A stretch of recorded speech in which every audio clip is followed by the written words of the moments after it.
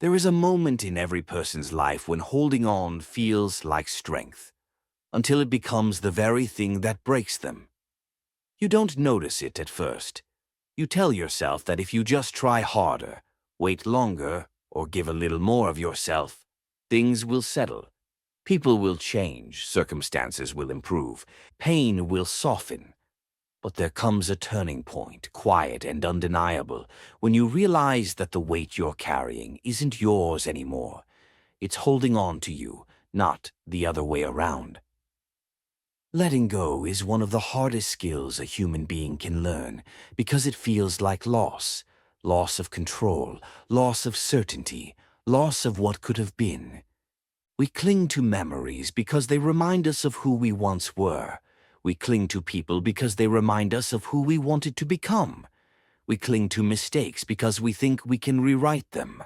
And we cling to expectations because the truth is often harder to face than the fantasy. But what if letting go isn't about losing anything? What if it's about freeing yourself so you can finally breathe again? What if release is not the end, but the beginning? You can't control the world, but you can control your response to it. This audiobook is about that transformation, the shift from gripping life with tense, fearful hands to opening them with calm, deliberate strength. It's about learning the art of letting go without falling apart. Think about the last time you held on too tightly. Maybe it was a relationship that had already ended, but your heart refused to accept it. You kept replaying old conversations, waiting for closure that never came. Every unanswered message, every silent day felt like proof that something was wrong with you. But the truth was simpler. It was time to release what no longer belonged to you. Or maybe it was an opportunity you fought for, a dream you built your identity around. You invested your time, your effort, your hope, only to watch it slip away. Instead of acknowledging the loss, you kept pushing, draining yourself in the process. Letting go felt like admitting defeat. Yet clinging to something broken cost you more than walking away ever would. Perhaps your struggle was internal, a mistake you couldn't forgive yourself for, a moment from the past replaying in your mind like a punishment. You tried to correct it, justify it, hide it, but the more you resisted, the heavier it became. Letting go of the past isn't forgetting. It's accepting that the moment is over, and you are no longer the same person who lived it. This audiobook will guide you through all of it. The emotional knots, the invisible battles, the memories that hold you hostage, and the fears that keep you stuck. You'll learn why we cling, what it costs us, and how to finally release the things that are quietly breaking us. Letting go is not weakness. It is strength in its purest form, because it demands clarity where fear wants confusion. It demands courage where comfort wants familiarity, and it demands self-respect where attachment wants surrender. Through the chapters ahead, you will understand the psychology of release, why humans grip so tightly to the past, why we fear change, why we mistake attachment for loyalty, and how emotional chaos clouds judgment. You will learn to separate your worth from what you've lost, your identity from what slipped away, and your peace from people who were never meant to stay. You will discover that detachment is not emotional coldness. It is emotional intelligence. It is choosing not to crumble under what you cannot control. It is protecting your inner world when the outer world refuses to cooperate. It is recognizing that you can care deeply and still walk away with dignity. We will explore how discipline becomes emotional armor, how calmness becomes a biological reset, how silence becomes a strategy, and how boundaries become a form of self-love. Letting go is not an event, it is a skill, and like any skill, it requires practice, repetition, awareness, and above all, compassion, for yourself and for the life you are still learning to understand. By the end of this audiobook, you will see letting go in a new light. Not as abandonment, but as alignment. Not as losing something, but as returning to yourself. Not as collapse, but as clarity. Letting go is not falling apart. It's falling back into place. By the end of this audiobook, you'll understand how emotional control leads to strength, peace, and self-respect. If this journey resonates with you, subscribe to Evoke Audiobooks for more daily audiobooks on mindset and self-growth. Let's begin. Chapter 1. Why we break. When we cling too hard, letting go is never the first instinct. Humans are built to hold on. We hold on to people because they make us feel needed. We hold on to memories because they remind us of who we used to be. We hold on to expectations because they make the future feel predictable. And we hold on to pain because some part of us believes that suffering is proof of love, effort, or loyalty. But there is a point, sharp or subtle, where holding on becomes the very thing that hurts us, where the familiar becomes a cage, where attachment becomes exhaustion, where hope becomes self-destruction. Why does it happen? Why do smart, aware, good-hearted people cling even when it's destroying them? To understand this, you must first see that clinging isn't about the person, the memory, the mistake, or the outcome. It's about the fear underneath. Fear of change, fear of loss, fear of uncertainty, fear of being alone with yourself. When you cling too hard, you're not holding on to what's in front of you. You're holding on to what you believe it represents. You don't fight for the relationship. You fight for the version of yourself that felt lovable when you were in it. You don't chase the old opportunity. You chase the validation you felt when it seemed possible. You don't replay the past. You replay the identity you had before it fell apart. Clinging is not loyalty. It's fear disguised as devotion. And fear is heavy. Fear weighs on your chest like stones. It makes your thoughts loop in circles. It blinds your judgment, narrows your vision, and convinces you that without the thing you're clinging to, you are somehow less worthy, less safe, less whole. This is how people break. Not from a single moment of pain, but from repeating the same emotional strain day after day, the slow erosion of self-respect, the constant negotiation between what you need and what you tolerate, the internal war between hope and reality. You break when you convince yourself that suffering is noble. You break when you ignore the signs because the truth feels too painful. You break when you trust potential more than behavior. You break when you give someone chance after chance until you start to lose the ability to give yourself one. Consider someone trying to save a relationship that has died quietly, long before they admitted it. They pour more love into a cup that has holes at the bottom. They forgive things their own heart cries about at night. They explain away red flags because acknowledging them would mean acknowledging the end. But the end is already here. Their clinging doesn't preserve the relationship, it delays the healing. Or think of a person unable to release guilt from a past mistake. They revisit the memory over and over, trying to find a different angle that makes it hurt less. But every replay deepens the wound. They cling to the guilt because letting go feels like letting themselves off too easily, even if that guilt is strangling their growth. Clinging is an emotional survival mechanism until it becomes emotional self-harm. The mind clings to what once felt predictable. The heart clings to what once felt safe. The ego clings to what once felt powerful. You break because you don't realize you are allowed to stop trying. You are allowed to stop fighting for someone who won't fight for you. You are allowed to let go of a past that no longer exists. You are allowed to release standards you set when you didn't know better. You are allowed to walk away from chapters that have already ended. Breaking doesn't happen because you're weak.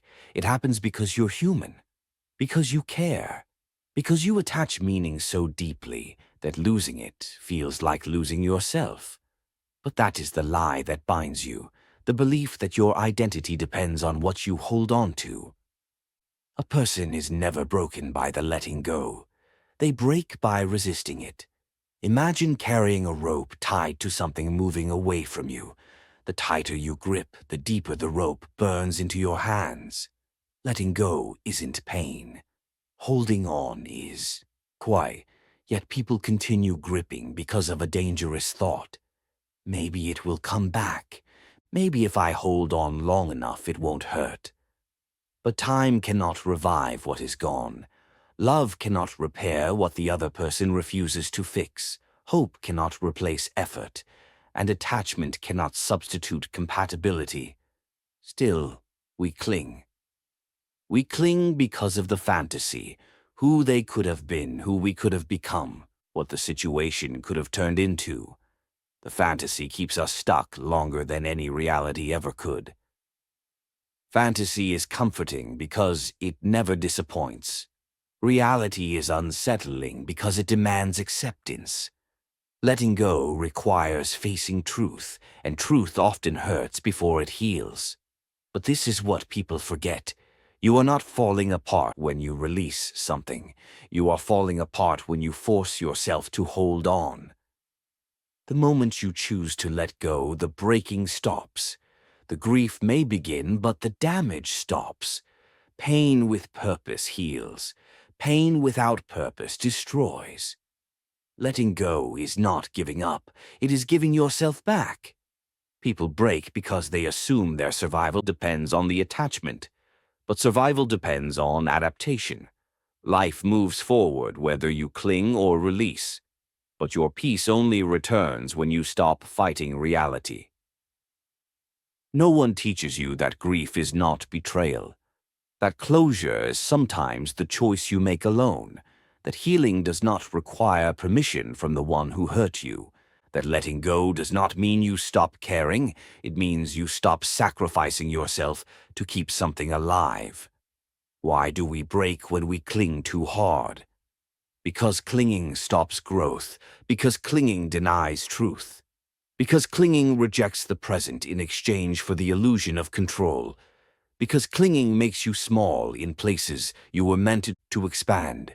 Breaking is not failure. It is a sign that your heart is asking for space. Your mind is asking for clarity. Your soul is asking for release. You break when you grip the world too tightly. You heal when you open your hands. If you learn only one thing from this chapter, let it be this. The moment you stop holding on to what is hurting you, life can finally begin to hold you.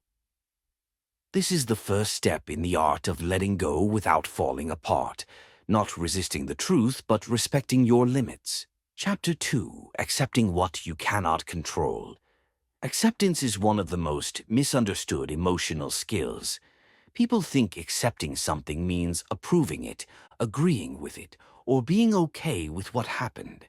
But acceptance isn't surrender, it's clarity. It's the moment you stop fighting a battle that never needed your participation. It's the point where your strength stops leaking into things you can't influence and begins returning to the places where it matters. Most suffering comes from resisting reality, not from the event itself, but from the mind's refusal to face what has already happened.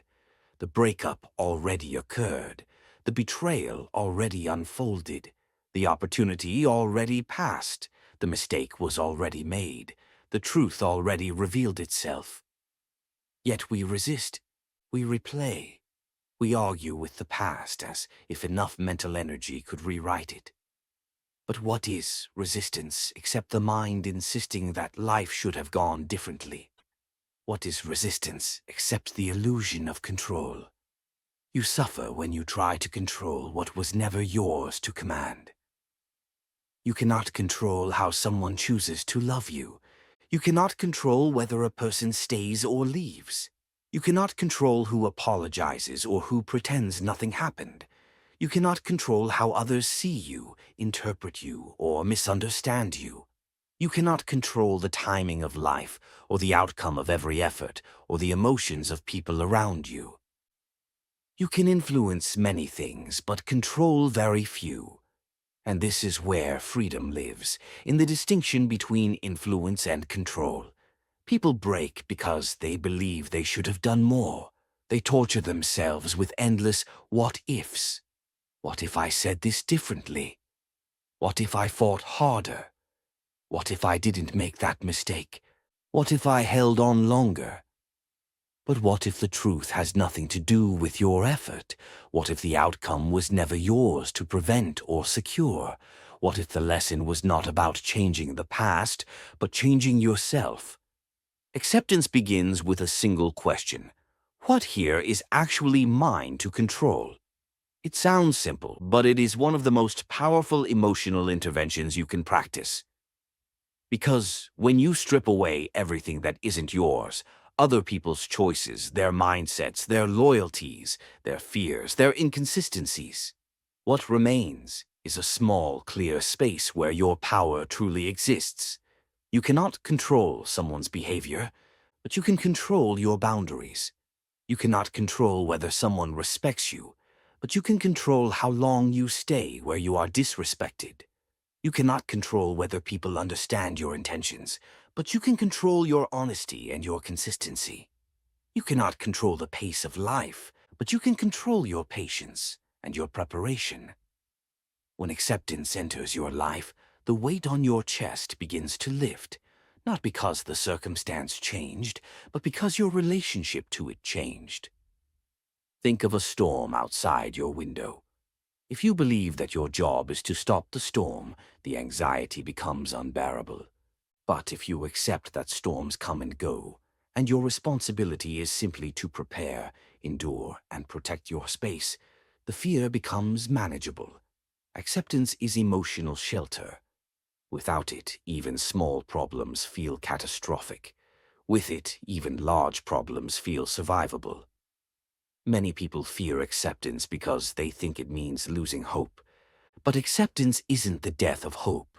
It's the birth of clarity. Hope built on denial is fragile. Hope built on truth is unbreakable. Acceptance doesn't say, "This will never get better." It says, "This is where things stand right now, and I have the strength to respond wisely." The absence of acceptance keeps people stuck in emotional paralysis. They wait for someone to change before they allow themselves to move forward. They wait for closure before they heal. They wait for perfect timing before they make decisions. They wait for the fear to disappear before they take action. But life doesn't wait, and neither should you. Acceptance is the courage to stop waiting for the perfect moment and start shaping the moment you have. Consider someone who has been abandoned by a person they deeply loved. They spend months analyzing what went wrong, reading into every message, looking for hidden meaning. They resist the truth because accepting it feels like accepting that they were not enough. But acceptance has nothing to do with worth. It simply acknowledges reality so healing can begin. The longer you resist, the longer you bleed. Or consider someone whose plans collapsed. Business, career, education, anything built on years of effort. They cling to the old path because they fear admitting that it's over. But acceptance is not defeat. It is alignment with the truth. It is walking through the door that just opened instead of banging on the one that just closed. Some people spend years stuck in the narrow hallway between what they lost and what they refuse to accept. Look, acceptance is the step that finally moves you out of that hallway. There is a peace that comes only when you stop trying to control what's outside of you. That peace is not passive, it is powerful. It sharpens your focus. It strengthens your emotional core. It removes the noise in your mind so you can see the next step clearly. Acceptance does not soften your standards. In fact, it strengthens them. Because when you accept how someone is, you stop trying to negotiate with their potential. You stop trying to rescue them from their own patterns. You stop trying to make excuses for behavior that has already shown its truth. Acceptance turns, "Why are they doing this?" into, "This is who they are choosing to be." That change in perspective is the beginning of emotional maturity. When you accept reality, you stop personalizing other people's choices. You stop internalizing their inconsistency as your failure. You stop translating their silence into your inadequacy. You stop reading heartbreak as proof you are unworthy. Their choices are a reflection of their character, not your value. Acceptance separates the two. It teaches you to respond, not react, to observe, not absorb, to let people reveal themselves without sacrificing yourself in the process. The truth is this: acceptance is not about giving up your power, it's about reclaiming it. You lose power when you cling. You regain power when you accept. You lose power when you resist the truth. You regain power when you face it. You lose power when you try to fix what isn't yours. You regain power when you release what was never meant for you. People often ask, how do I know when it's time to let it go? Acceptance answers that question with clarity. When reality has stopped matching your effort. When the facts stop aligning with your hope. When the behavior stops aligning with the words. When the situation stops aligning with the person you are becoming. Acceptance ends unnecessary suffering so internal healing can begin. Letting go feels impossible until you accept that holding on is no longer helping you breathe. There is a freedom waiting on the other side of acceptance, a freedom that doesn't depend on perfect outcomes, predictable people, or guaranteed success, a freedom rooted in your ability to respond wisely rather than cling desperately.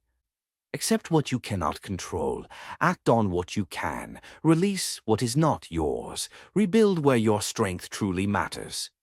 This is the foundation of letting go without falling apart. Chapter 3: The Psychology of Release and Relief. Letting go is not just a decision.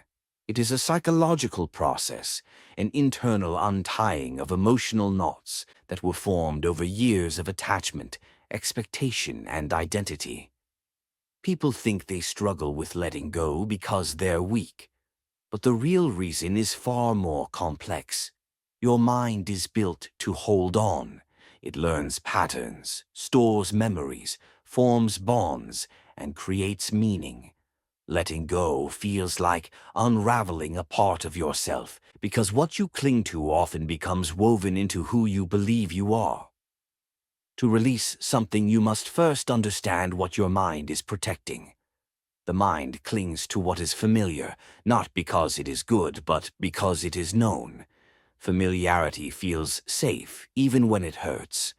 That is why people stay in relationships long after love has faded. They are not staying for the person. They are staying for the emotional pattern. The routine, the comfort of predictability, even if predictability comes with pain. The psychology of release begins with recognizing the unconscious beliefs keeping you stuck.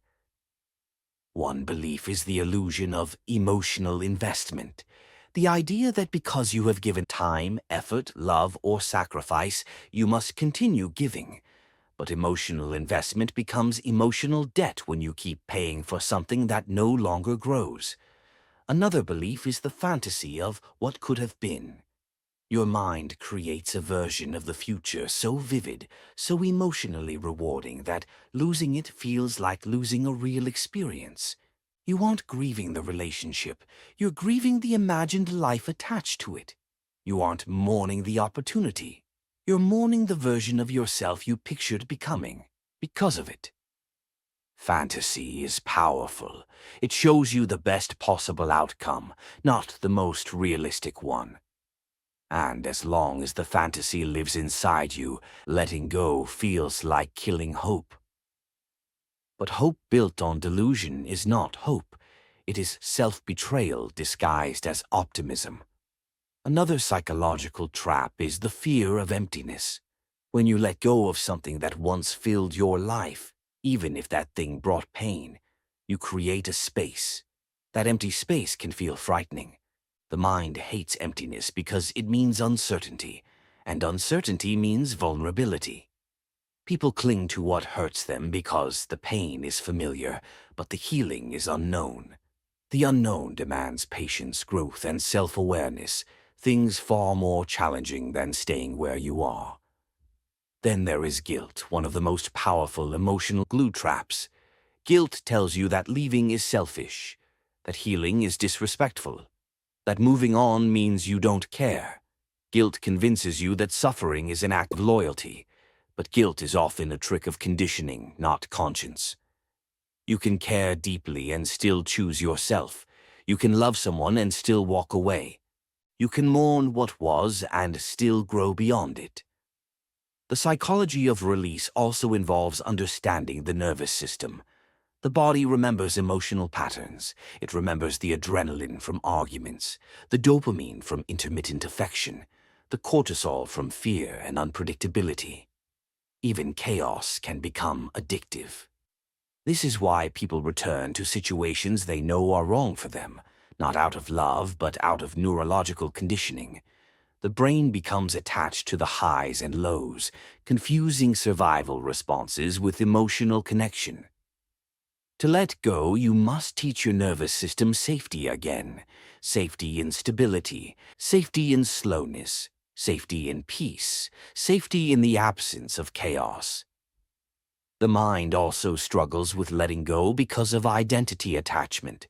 For years, you may have defined yourself by your role in someone's life: the helper, the forgiver, the problem solver, the loyal one, the resilient one.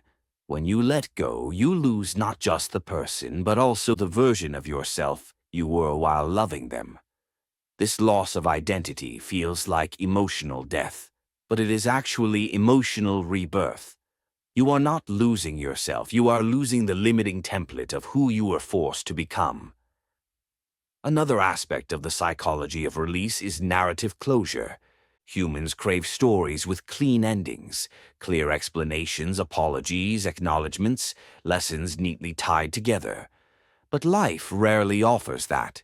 Most endings are messy, abrupt, silent, or confusing.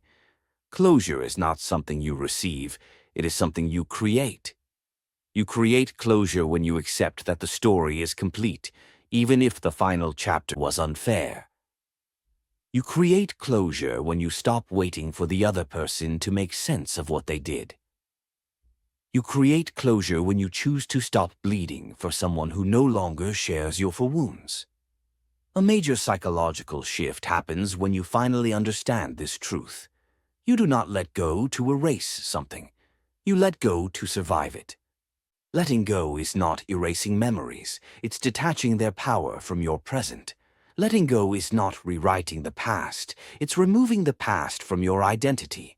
Letting go is not forgetting what happened, it's refusing to let what happened define your future. Release comes in stages. The first stage is shock, the disbelief that something you cherished could end. The second stage is bargaining, the maybe if I try harder thoughts. The third stage is grief, the emotional collapse that comes from accepting reality. The fourth stage is rebuilding, the quiet return to yourself. The fifth stage is release, the moment you realize the memory no longer controls your heartbeat. People often think letting go happens in the mind, but release begins in the body. It begins when your chest finally stops tightening at the thought of them, when you can think of the past without feeling like you're drowning, when your nervous system stops reacting as if the danger is still there. Emotional release creates relief, not immediately but gradually. Relief is not a sudden sense of freedom. It is the gentle easing of weight, the quiet return of mental clarity, the slow awakening of self-worth, the surprising realization that you can survive without what you once believed you couldn't live without. The psychology of release teaches us that healing is not forgetting. Healing is transforming the meaning of the memory. A painful memory that once made you feel broken becomes a reminder of your strength. A loss that once felt unbearable becomes a chapter of growth. A person who once held your heart becomes a teacher you never asked for. A mistake that once filled you with shame becomes the birthplace of wisdom. Release doesn't remove the past, it redefines it.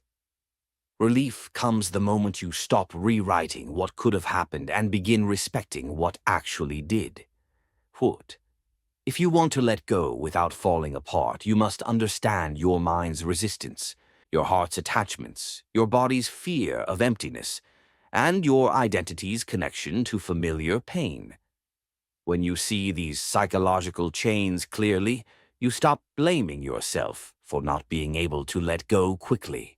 You realize letting go was never easy, not because you are weak, but because you are human. And being human means your emotions will try to hold on long after your mind knows it's time to release. That is why letting go is not an event. It is a practice, a daily unlearning, a continuous decision to stop feeding the memory and start feeding your healing. Release is not the loss of something precious. It is the return of something priceless, yourself. Chapter 4, Emotional Detachment Without Emotional Numbness. Emotional detachment is one of the most misunderstood skills in personal growth. People hear the word detachment and imagine emotional coldness, shutting down, or pretending not to care. But true detachment is the opposite. It is not the absence of emotion, it is the control of emotion. It is not feeling less, it is feeling wisely. It is the ability to step back far enough to see clearly without losing your capacity to love, care, or connect. Letting go without falling apart depends on mastering this balance, staying open without staying vulnerable to unnecessary harm, staying compassionate without losing your boundaries, staying emotionally available without becoming emotionally consumed. Detachment is emotional discipline. It begins with presence. Emotional pain often arises because the mind lives everywhere except the present moment.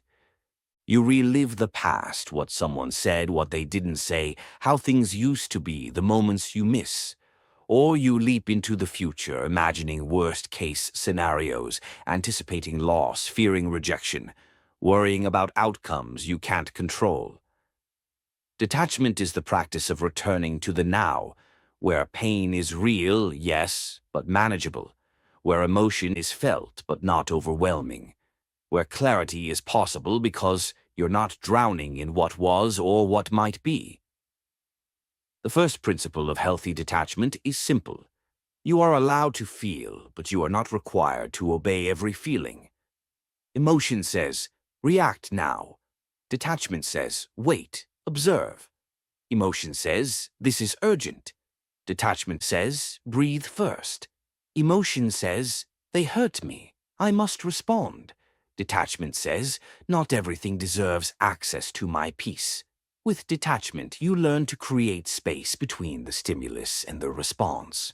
That space is where sanity lives. That space is where healing begins. That space is where you stop being controlled by circumstances and begin taking ownership of your reactions. The second principle of detachment is ownership, recognizing what is yours and what is not. Someone's attitude is not yours. Someone's inconsistency is not yours. Someone's behavior, loyalty, decisions, or lack of effort are not yours. Detachment is accepting that you cannot rescue, fix, or save people from themselves. When you try to carry what is not yours, you become drained, resentful, and emotionally exhausted. When you release what is not yours, you regain clarity, strength, and self-respect. Detachment does not mean disconnecting from people. It means disconnecting from unrealistic expectations of people. The third principle is emotional boundaries. Boundaries are the physical form of detachment. They say, I care about you, but I will not lose myself for you. Boundaries protect your peace from being eroded by someone else's choices. They keep your emotional world balanced, even when someone else's world is chaotic. Healthy detachment is possible only when you understand your limits. What you can give without collapsing, what you can tolerate without breaking, what you can carry without sinking. People who struggle with letting go often lack emotional boundaries. They think loving someone means absorbing their pain. They think loyalty means staying through emotional damage. They think patience means accepting behaviors that hurt their heart. But true love without boundaries becomes self-destruction. You can love someone and still choose peace. You can care deeply and still say, "This is enough." You can be loyal and still walk away when the cost is your emotional well-being. The fourth principle of detachment is emotional neutrality. It does not mean you stop caring, it means you stop reacting. Neutrality removes the emotional charge from situations so you can see them for what they are, not what your fears project onto them. For example, someone doesn't text back. Emotion says, "They're ignoring me." Neutrality says, "There could be many reasons I will not build stories." Someone acts distant. Emotion says, "I must have done something wrong." Neutrality says, "Their mood is not my responsibility." Someone leaves. Emotion says, "I wasn't enough." Neutrality says, "Their decision reflects their path, not my worth." Neutrality is emotional wisdom. It is the refusal to take things personally when they are not personal. It is recognizing that people act based on their patterns, fears, wounds, and desires, not your value. The fifth principle of detachment is self-trust. You struggle to let go when you don't trust your ability to survive the loss. You stay attached not because the situation is good, but because you fear that letting go will break you beyond repair. But detachment is the practice of returning trust to yourself. It is saying, "I can handle change. I can survive endings. I can rebuild. I can face discomfort. I can choose myself." Self-trust is the emotional foundation that makes detachment possible. Without it, letting go feels like stepping into a void. With it, letting go feels like stepping into new air, uncomfortable at first, but breathable. Another key aspect of emotional detachment is understanding the difference between love and attachment. They feel similar, but they are not the same. Love is wanting the best for someone. Attachment is wanting them to stay no matter what. Love grows, attachment clings. Love frees, attachment controls. Attachment is rooted in fear. Love is rooted in respect. Many people confuse emotional intensity with love. They believe that the more chaotic, consuming, and overwhelming the emotion, the deeper the love must be. But intensity is often a sign of emotional wounds, not emotional connection. Detachment helps you differentiate the two.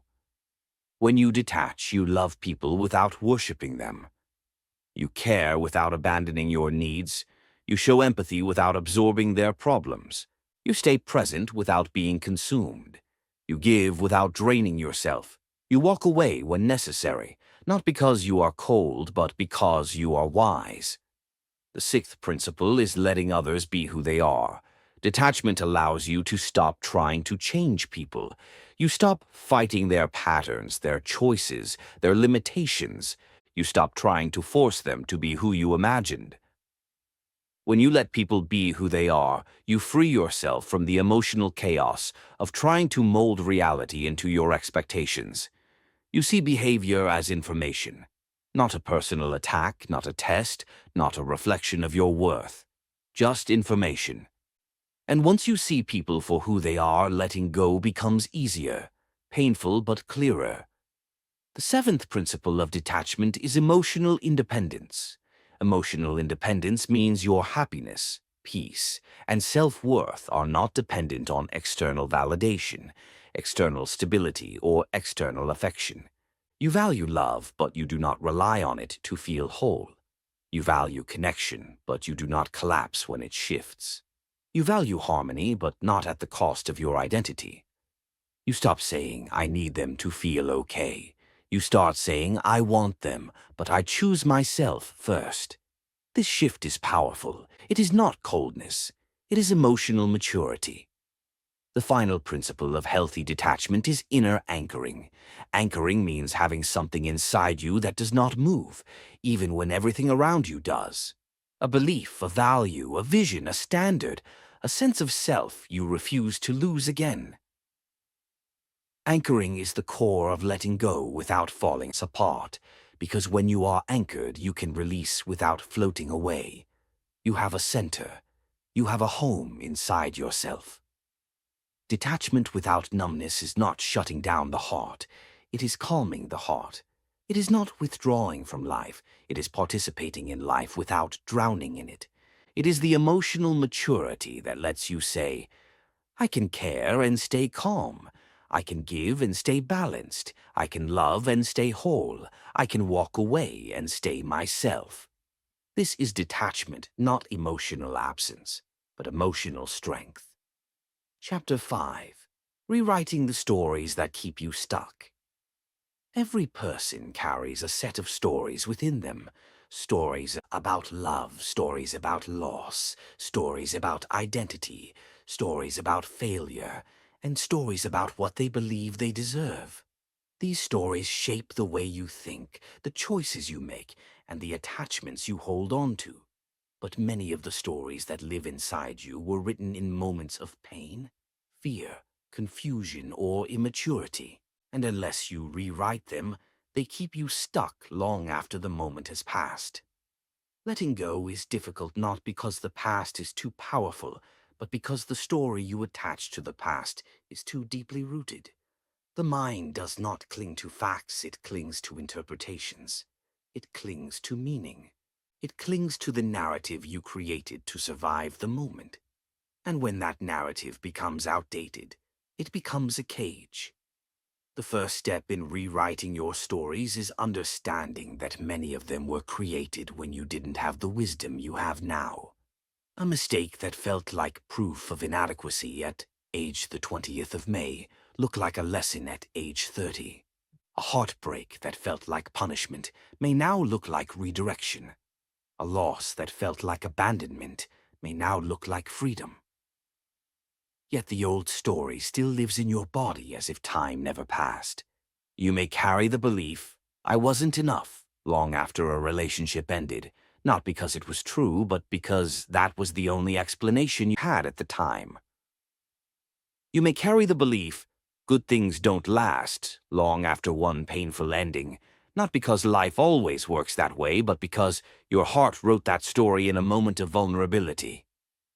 You may carry the belief I'm hard to love because someone failed to show up for you, not realizing that their emotional limitations have nothing to do with your worth.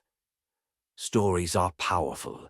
They become mental shortcuts that your brain uses to make sense of life. But when a story is false, incomplete, or written in pain, it becomes a trap. It convinces you to hold on to things long after they have expired, because the story tells you that letting go means losing control, losing your identity, or losing hope. A person who secretly believes I'm unlovable will cling to anyone who gives them even a fraction of attention. A person who believes people always leave will sabotage closeness to protect themselves. A person who believes my value is in what I provide will tolerate relationships where they are used, not appreciated. A person who believes I always mess things up will fear starting anything new. A person who believes I don't deserve better will stay where they are mistreated. Rewriting your stories is not about pretending the past didn't happen. It's about updating the meaning so the past no longer controls your future. To rewrite a story, you must question its origin. Ask yourself, when did I start believing this? What was happening in my life when this belief formed? Who taught me this, through their words or their behavior?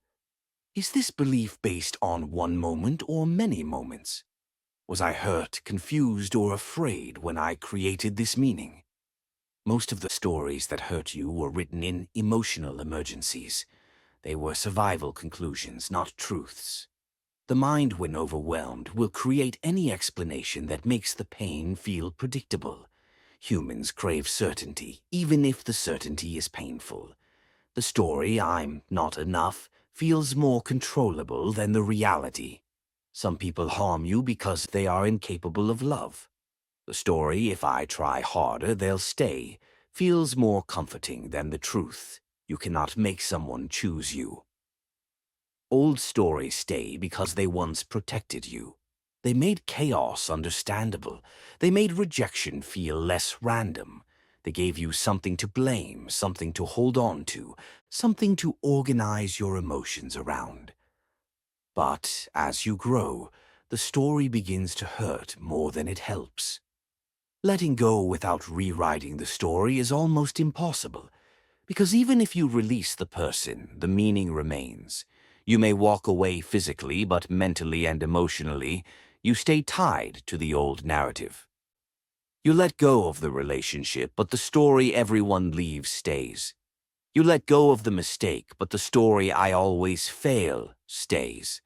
You let go of the dream, but the story "I'm not capable enough" stays. You let go of the past, but the story "I'm still broken" stays. Real emotional freedom comes only when you rewrite the story. To rewrite it, you must speak truth to the wound. You must challenge the beliefs that grew in moments when you didn't have the strength, the clarity, or the self-esteem you have now. For example, a new story might sound like, "They left not because I was unworthy, but because they were unready. I made mistakes because I was learning, not because I was flawed. The relationship ended because it was misaligned, not because I failed. I cared deeply, and that was never a weakness. I gave too much because I didn't yet know my limits. The past hurt me, but it also grew me." Rewriting your story doesn't mean replacing pain with positivity. It means replacing distortion with clarity. It means replacing shame with wisdom. It means replacing blame with understanding. The second step in rewriting stories is understanding that people act according to their own stories, not yours. Someone may have hurt you because they were living inside their own wounds, fears, or traumas. Someone may have abandoned you because they were emotionally unavailable, not because you were unlovable. Someone may have betrayed you because truth scared them, not because you deserved betrayal. When you understand this, you stop taking things personally. You stop letting someone else's emotional immaturity become your self-judgment. You stop allowing their behavior to define your identity. The third step is recognizing the difference between facts and interpretations. Facts are neutral. Interpretations are emotional. For example, fact, "The relationship ended." Interpretation, "I wasn't enough." Fact, "They didn't apologize." Interpretation, "I don't deserve respect." Fact, "I failed at something." Interpretation, "I fail at everything." When you confuse interpretation with fact, the story becomes your reality. When you separate them, you reclaim emotional power. The fourth step is compassion for yourself. You cannot rewrite a story while shaming the narrator. You must understand that you wrote the painful stories because you needed them at the time. They helped you make sense of chaos.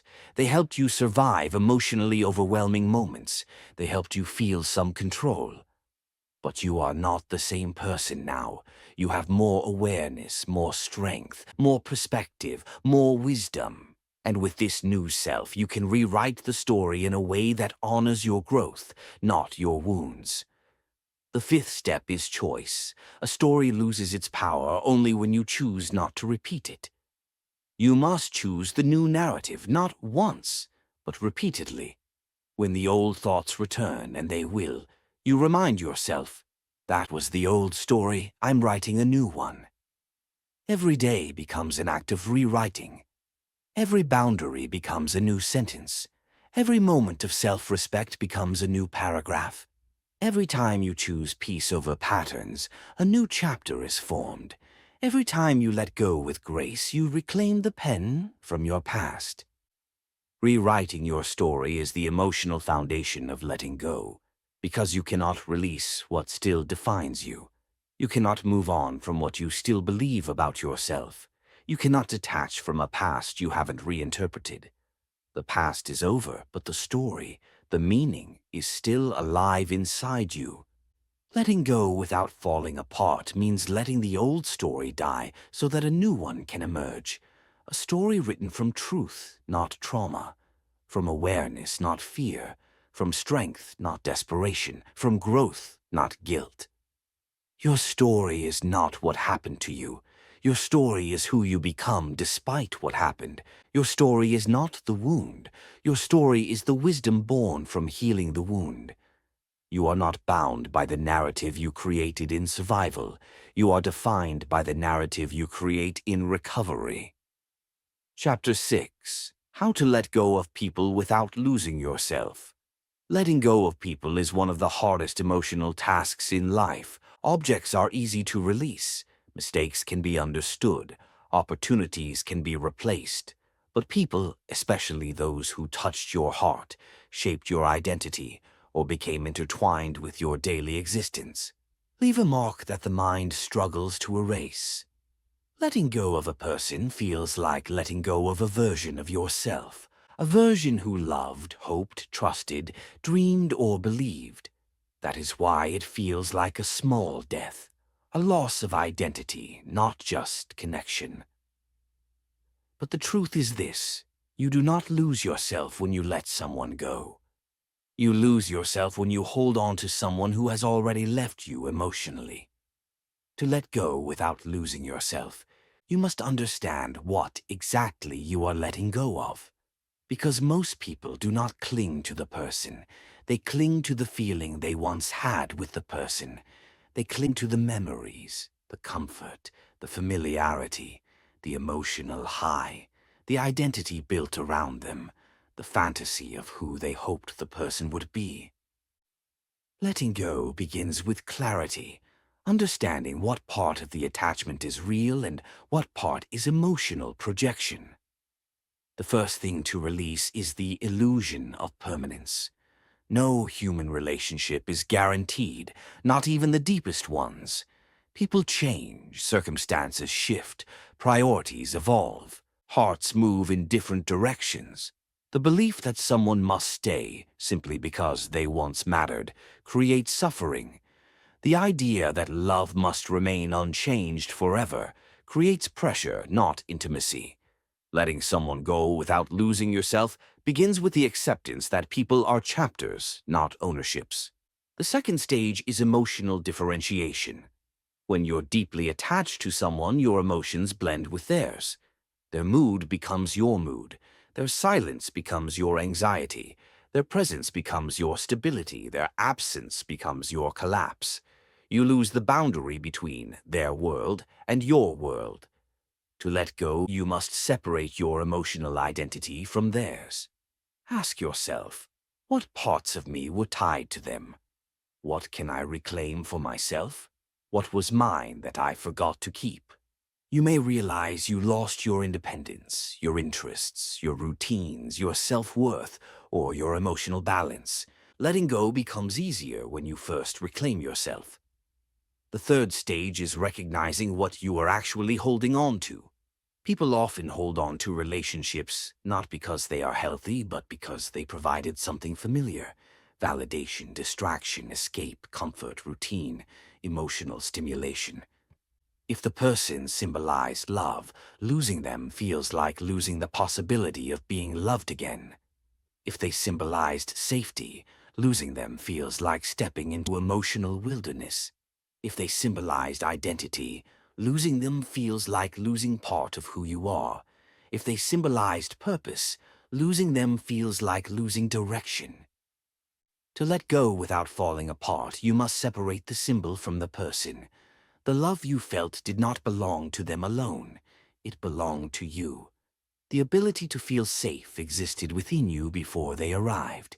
The identity you built did not disappear with their absence. The purpose you felt wasn't them. It was the version of yourself you became while loving them. Letting go becomes easier when you realize the feelings were yours, not theirs. They awakened something inside you, but they did not create it. The fourth stage is facing emotional grief, not avoiding it, Grief is not failure. Grief is a sign that you are processing the truth instead of resisting it. People who avoid grief stay stuck for years. People who allow grief move through stages toward peace. Grief comes in waves. Shock. How did this happen? Denial. Maybe it can still be fixed. Anger. They shouldn't have done this. Guilt. Was it my fault? Sadness. It really is over. Acceptance. I can survive this. Rebuilding. I'm becoming myself again. You cannot jump from shock to acceptance. You must feel to heal. You must mourn what you lost even if the relationship was unhealthy. You must mourn what you hoped for even if it never became reality. Oh, but grief does not mean losing yourself. Grief is returning to yourself. The fifth stage is detaching with dignity. Many people cling because they fear letting go means losing the relationship forever. But emotional detachment does not mean erasing someone. It means removing their ability to control your stability. Detachment says, I can remember without reliving. I can care without collapsing. I can love without losing myself. I can let go without bitterness. I can move forward without hatred. Detachment is not disrespect. Detachment is self-respect. The sixth stage is learning to love yourself in ways the other person never did. Often the pain of letting someone go comes from the belief that they gave you something no one else can give. Attention, validation, affection, acceptance. But relationships often reveal what you need to develop within yourself. If they made you feel seen, you must learn to see yourself.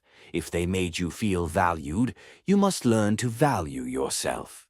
If they made you feel important, you must learn to treat yourself like a priority. If they made you feel supported, you must learn to hold yourself together. If they made you feel loved, you must learn to give that love to the parts of you that feel forgotten. Letting go becomes empowering when you see it as an invitation to rebuild the parts of yourself you gave away. The seventh stage is removing emotional dependency. Emotional dependency is the quiet voice that says, I need them to feel okay. I need them to be happy. I need them to stay. I need them to choose me. But the truth is this, needing someone for emotional survival is not love. It is surrendering your identity. People lose themselves not when someone leaves, but when they abandon themselves long before the person left. Letting go teaches you to reclaim your emotional independence. The eighth stage is rewriting your future. A major reason people struggle to let go is because they imagine their future with that person. When the relationship ends, the future feels shattered, empty, uncertain. But the future you imagined was just one possibility, not the only one. You are not losing the future. You are losing your attachment to one version of it. The ninth stage is practicing release, not once, but repeatedly. People think letting go is a moment, but it is a practice, a daily decision, a repeated choice. Some days you will feel strong. Some days the memories will pull you back. Some days the attachment will resurface. Healing is not linear. Letting go happens in layers, and each layer reveals more of who you truly are. Letting go of people does not mean forgetting them. It means remembering without pain. It means loving without longing. It means accepting without holding on. It means valuing what they gave without clinging to what they took. You do not lose yourself by letting go. You lose yourself by holding on to someone who no longer holds you. Letting go is the return to yourself, the rebuilding of your identity, the reclaiming of your strength, the honoring of your heart, the beginning of the next version of your life, the space where new love, clarity, and peace can finally enter. This chapter is not about ending relationships. It is about ending self-abandonment.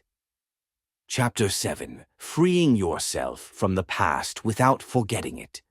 The past is a quiet architect. It builds parts of who you are, your strengths, your fears, your patterns, your expectations, your wounds, your hopes. The past shapes you, but it does not have to confine you. Yet many people live as if their past is a prison cell they can never walk out of. Not because the door is locked, but because they've forgotten it was ever open. Letting go of the past never means forgetting it. Forgetting is erasure. Letting go is transformation. Forgetting tries to pretend something never happened. Letting go learns from it, so it never has to happen the same way again. To free yourself from the past without losing the wisdom it offered, you must understand why the past holds such power. The mind is a storyteller, and the past is its greatest reference point. When something painful happens, the brain stores not only the event, but also the emotional meaning, the nervous system response, the assumptions you made about yourself, and the conclusions you formed about life. If you don't examine these stored narratives, they become unconscious rules that guide your behavior long after they stop being relevant. A heartbreak from years ago can shape how you love today. A betrayal can shape how you trust. A childhood wound can shape your adult identity. A failure can shape your willingness to try again. A loss can shape your understanding of safety. The past becomes powerful not because of the event, but because of the story you attach to it. To free yourself, you must first separate the facts from the emotional residue. The fact is, the relationship ended. The residue is, I am unlovable. The fact is, someone hurt you. The residue is, I shouldn't trust anyone. The fact is, you failed at something. The residue is, I'm incapable of success. The fact is, life changed unexpectedly.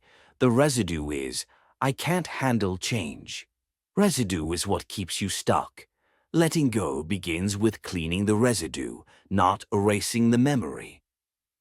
The next step is understanding emotional imprinting, the way your nervous system encodes strong emotional experiences.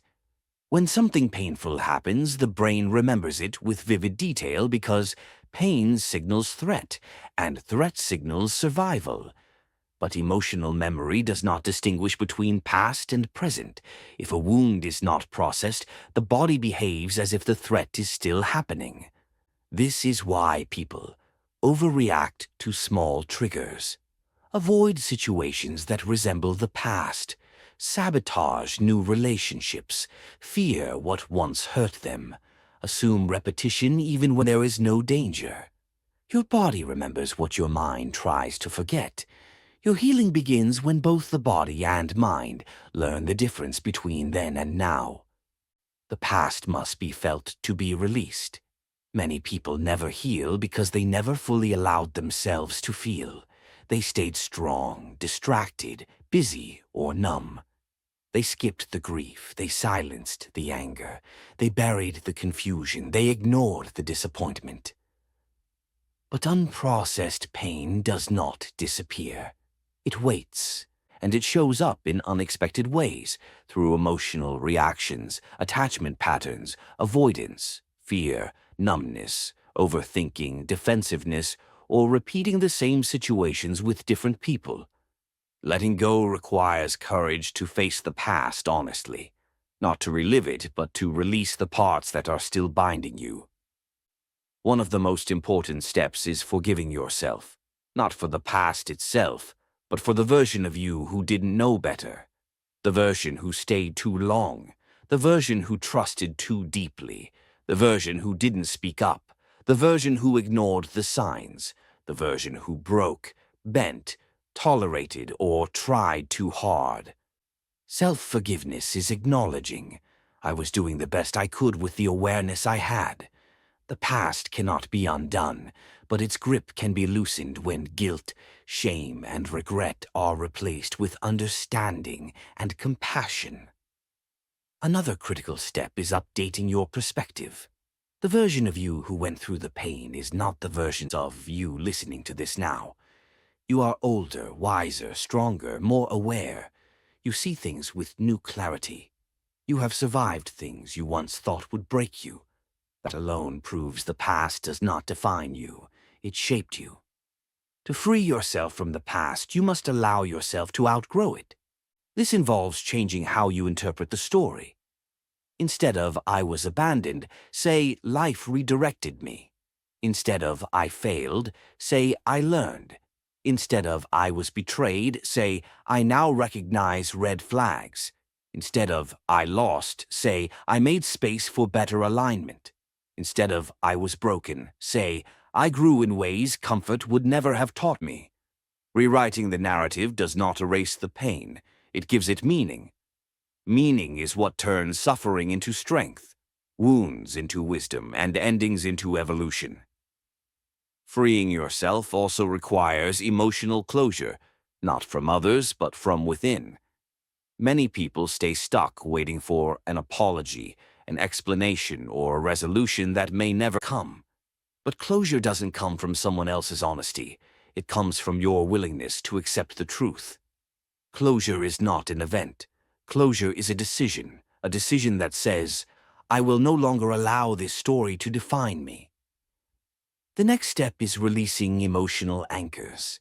Anchors are things from your past that keep you tied down.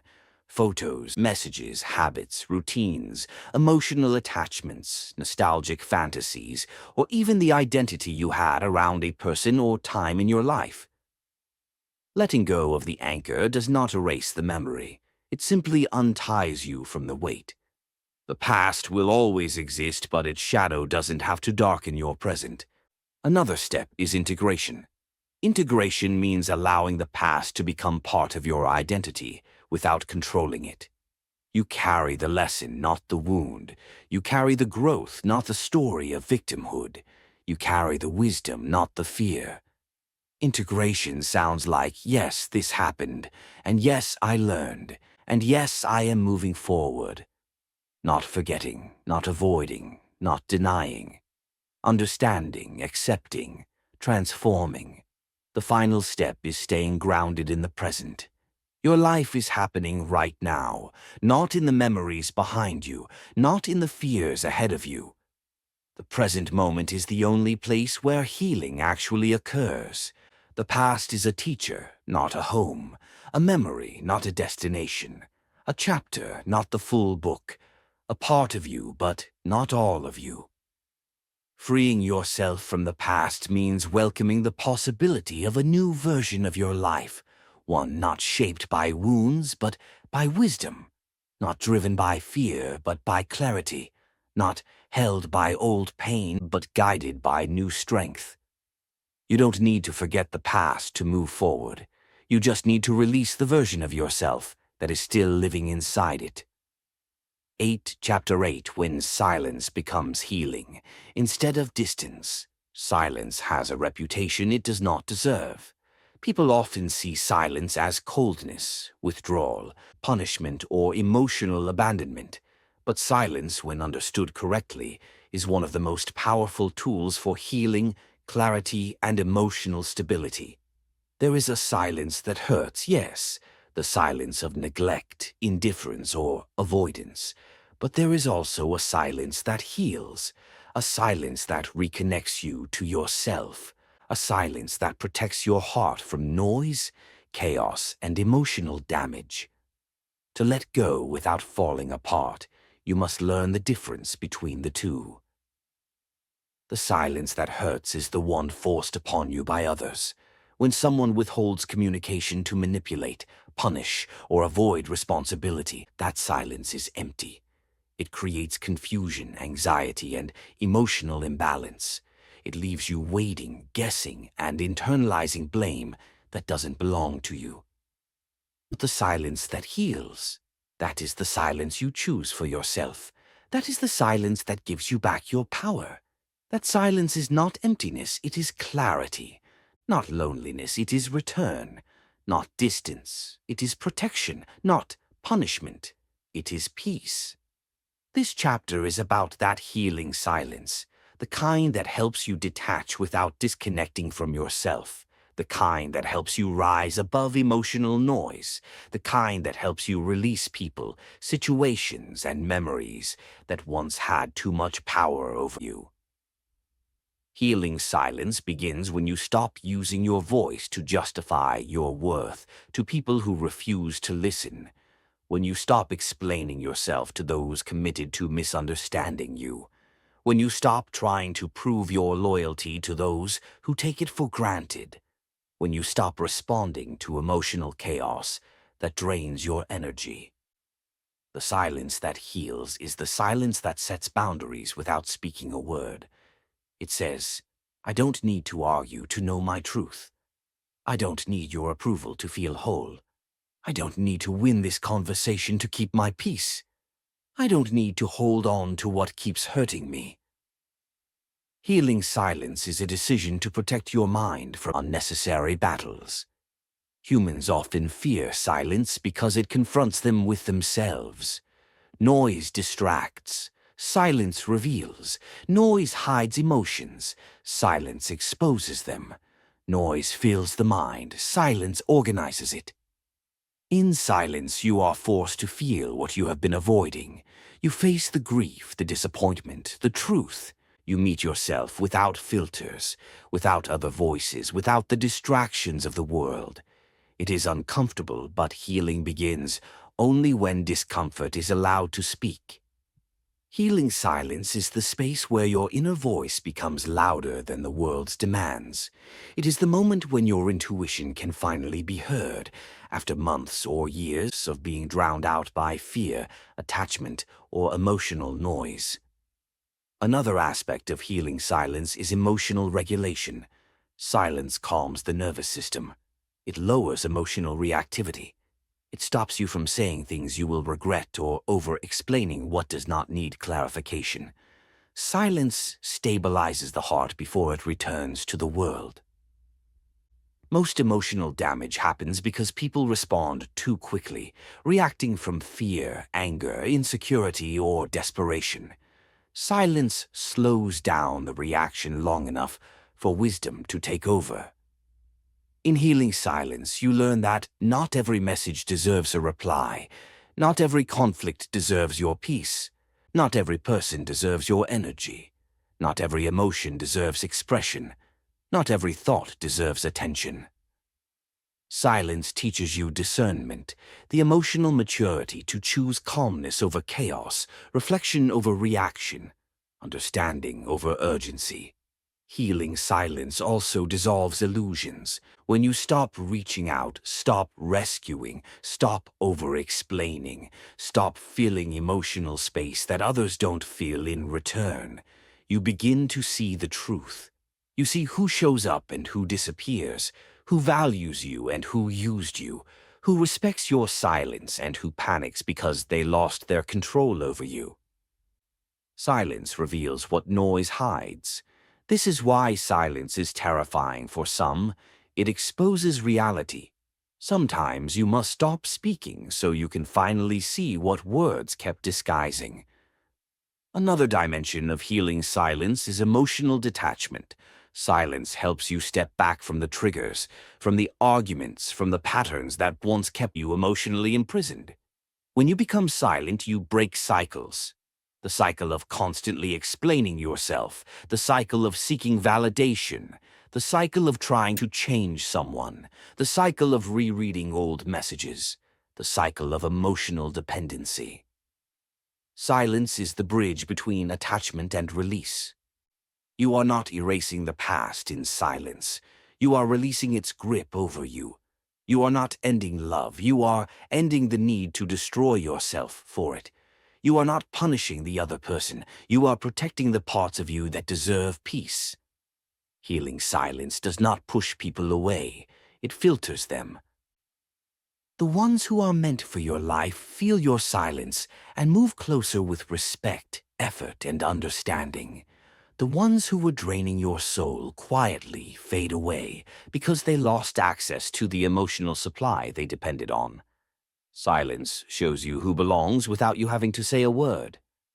Another core part of healing silence is inner reconstruction.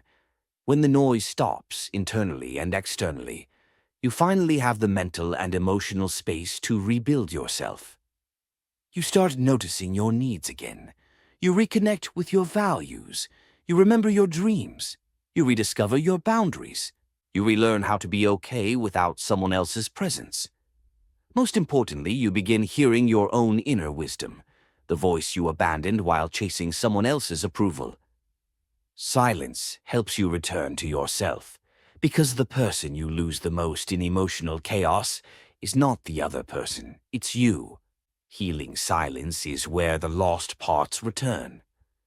Another crucial truth: silence protects your dignity when words cannot. When someone disrespects you, manipulates you, lies to you, or trivializes your feelings, silence becomes your shield. You don't beg them to understand. You don't argue with their ego. You don't fight for a place in their world. Your silence says everything. I will not fight for what is hurting me. I will not chase someone emotionally unavailable. I will not bargain with my worth. I will not stay where I am not respected. Silence is not running away. It is rising above. But silence becomes healing only when it comes from strength, not fear. Silence rooted in fear is avoidance. Silence rooted in strength is clarity. Strength-based silence says, I have nothing to prove. I choose peace over validation. I choose distance over disrespect. I choose myself over emotional chaos. Silence gives you perspective. What felt overwhelming becomes manageable. What felt confusing becomes clear. What felt impossible begins to make sense. With distance comes wisdom. Finally, healing silence prepares you for the future. It resets your emotional system. It clears your mind. It strengthens your resilience. It sharpens your intuition. It raises your standards. When silence is complete, you are no longer the same person walking out of it. You walk out calmer, wiser, more self-aware, more emotionally independent, more grounded in your worth, more aligned with your peace. Silence is not distance from life. It is the path back to yourself. Letting go does not require angry words, blocked numbers, or dramatic exits. Sometimes letting go simply requires silence. A silence that says, thank you for the lesson. I release what is not mine. I reclaim my peace, and I return to myself. Chapter 9. Letting go of expectations, pressure, and perfection. Expectations are invisible weights. They aren't physical, yet they press against your chest. They aren't spoken, yet they shape your decisions. They aren't always realistic, yet you treat them as obligations. Expectations, your own and those placed on you, can suffocate the spirit more than any disappointment ever could. Letting go of expectations is one of the deepest forms of emotional freedom. Because expectations create pressure, and pressure creates perfectionism, and perfectionism creates constant self-criticism. When you live under expectations, you stop living for yourself.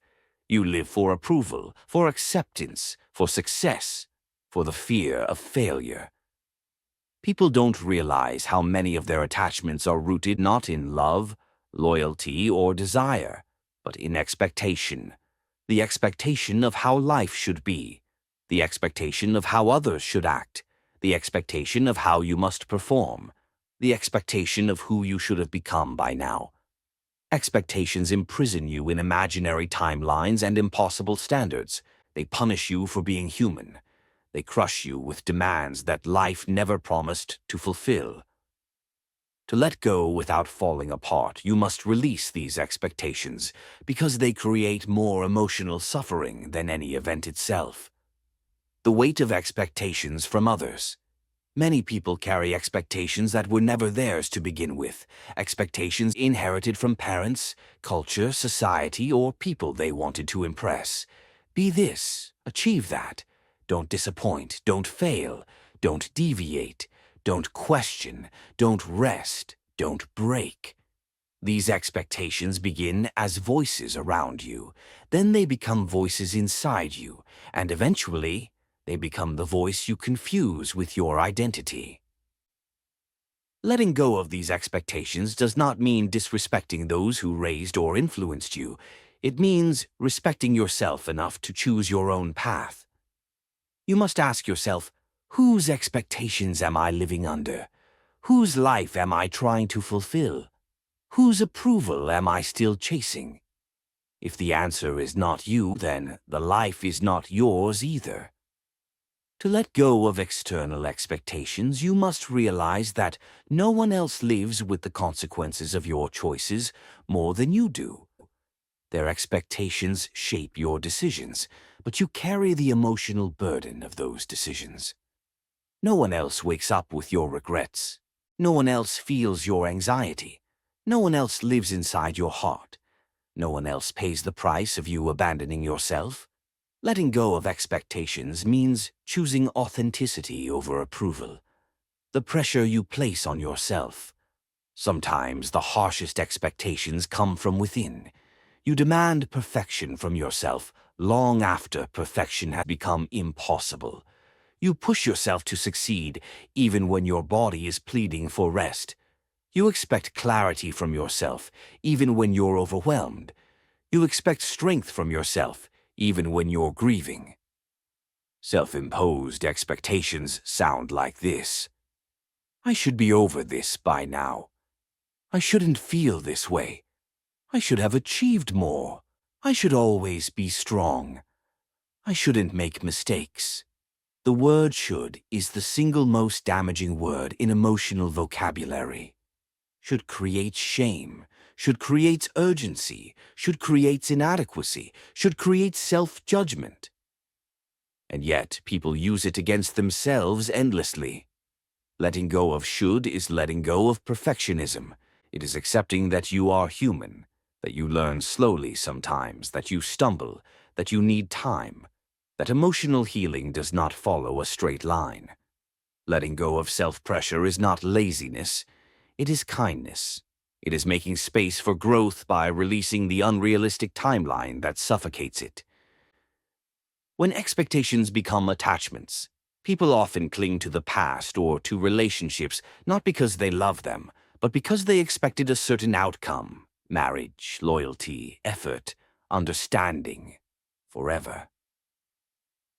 When that expectation collapses, the attachment intensifies. You're not holding on to the person. You're holding on to the expectation of what you thought they would be. The disappointment hurts because you believed in the possibility more than the reality. You let go not when you lose the person, but when you release the fantasy.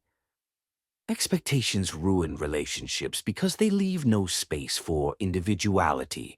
They turn connections into obligations. They create silent demands that the other person never agreed to fulfill. Letting go of expectations in relationships doesn't mean lowering your standards. It means freeing yourself from the pressure of controlling outcomes. You replace expectation with communication. You replace assumption with clarity. You replace fantasy with truth. Expectations want guarantees. Love wants understanding, letting go of perfection. Perfectionism is attachment disguised as discipline. You attach your worth to results. You attach your identity to achievements. You attach your self-respect to flawlessness. Perfection seems noble, but it is emotional imprisonment. Perfectionism says, if I fail, I am worthless. If I make a mistake, I am unlovable. If I slow down, I am falling behind. But perfection is a moving target. It shifts every time you get close. You will never reach it because it does not exist. Letting go of perfection is letting yourself be whole instead of flawless. Wholeness allows mistakes. Wholeness allows growth. Wholeness allows vulnerability. Wholeness allows rest. Wholeness allows being human. You must understand that perfection never protected you from pain. It only prevented you from living fully. Letting go of life's timelines. One of the heaviest expectations is the belief that life must follow a certain schedule. You should graduate by this age. You should marry by this age. You should succeed by this age. You should have it together by this age. But life does not follow human timelines. Life unfolds according to readiness, alignment, and growth, not calendars. Letting go of timelines is letting go of comparison. You stop measuring your journey against others. You stop rushing. You stop panicking over delays. You start trusting the pace of your life. Letting go of timelines does not slow your progress, it liberates it. Letting go of expecting people to be who they are not. Another heavy expectation is imagining that someone should change simply because you treated them well. But kindness does not transform character. Effort does not create compatibility. Love does not cure emotional unavailability. People are who they are, not who you hope they will become. You suffer when you expect the inconsistent to become reliable, the emotionally distant to become affectionate, the selfish to become selfless, the unavailable to become present, the immature to become accountable. Letting go of these expectations is letting go of illusion. It is freeing yourself from the emotional burden of trying to fix what you did not break. Letting go of expecting the past to change. The past cannot be corrected, yet many people remain stuck because they keep expecting the past to rewrite itself through apologies, explanations, clarity, or closure. But expecting the past to change is resisting reality. Letting go of expectation is the beginning of acceptance. Expecting the past to be different keeps you trapped in replay. Accepting it helps you move into reconstruction. Letting go of expecting yourself to move on fast. Healing has no deadline. There is no standard time for letting go. You do not fail for needing more days or months or years. Time does not heal anything unless you allow yourself to use it. Letting go of the expectation to be okay already is one of the kindest things you can do for yourself. You grow faster when you stop rushing your healing. Releasing expectation creates emotional peace. When you let go of expectations, the pressure begins to lift, like fog clearing from a landscape. You become more present. You become more patient. You become more compassionate. You become more aligned. You become more peaceful. Letting go of expectations does not mean lowering your standards. It means removing the emotional chains that keep you stuck in disappointment. Your standards remain high. Your boundaries remain strong. Your self-respect remains intact. But the burden of controlling everything falls away. You stop expecting and you start allowing. You stop forcing and you start flowing. You stop clinging and you start trusting. You stop breaking and you start becoming. Letting go of expectations, pressure, and perfection is not giving up. It is growing up. It is waking up. It is lifting the emotional weight that never belonged to you. It is choosing to live lightly, wisely, and freely. Chapter 10. Boundaries. The gentle art of saying goodbye. Goodbyes are not always spoken out loud. Most goodbyes happen quietly, through decisions, through distance, through boundaries drawn not from anger, but from clarity. Letting go is not always walking away dramatically. Sometimes it is simply choosing not to stay where your peace is repeatedly disturbed. And boundaries are the invisible lines that protect your emotional world from collapsing under the weight of other people's expectations, behavior, or inconsistency. This chapter is about that gentle art, saying goodbye not with bitterness but with self-respect. Not with rage, but with clarity. Not with resentment, but with peace. When you think of boundaries, you might imagine ultimatums or confrontations. But boundaries, when understood correctly, are not walls. They are doors. Doors you decide to open or close depending on what aligns with your well-being.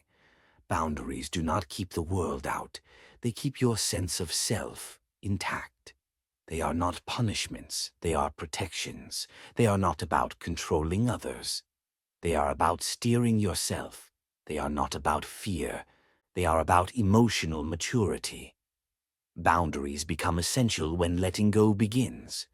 Because letting go without boundaries is like trying to heal a wound while reopening it every day. To set a boundary is to declare, I value myself enough to choose peace over chaos. I choose clarity over confusion. I choose dignity over desperation. I choose to release what drains me. Boundaries are not the end of love. They are the end of self-abandonment. Why boundaries matter when letting go. People often struggle with letting go because they keep leaving the door half open. They say the relationship is over, but they continue responding to every message. They say they're healing, but they revisit old conversations. They say they've moved on, but they allow the person to return whenever they feel lonely. Healing cannot take root on unstable ground. Closure cannot grow in open loops. Letting go cannot happen while you still bend to every call. Boundaries give structure to emotional release. They help you separate your truth from your longing, your clarity from your memories, your needs from your nostalgia. Without boundaries, you replay the past. With boundaries, you respect the past and move forward. Without boundaries, you break repeatedly. With boundaries, you heal consistently. Boundaries are not hardening, they are strengthening. They are the emotional spine that helps you stand without collapsing into old patterns. Types of boundaries. You must learn to set. There are emotional, physical, mental, and spiritual boundaries. But in letting go, emotional boundaries are the core. They define what you will accept, what you will tolerate, what you will allow back into your space. Here are the boundaries most people never learned but desperately need. 1. The boundary of access. Not everyone deserves access to you. Not everyone deserves your energy. Not everyone deserves your heart again. Access is a privilege, not a default setting. Letting go without losing yourself requires controlling who enters your emotional space and when. 2. The boundary of availability. You cannot be available to people who are unavailable to you. You cannot be emotionally open to someone who responded with silence. You cannot stay present for someone who disappeared whenever you needed them. Your time, attention, and emotional labor are valuable. Availability without reciprocity is self-neglect. 3. The boundary of communication. Not every message needs an answer. Not every call deserves a return.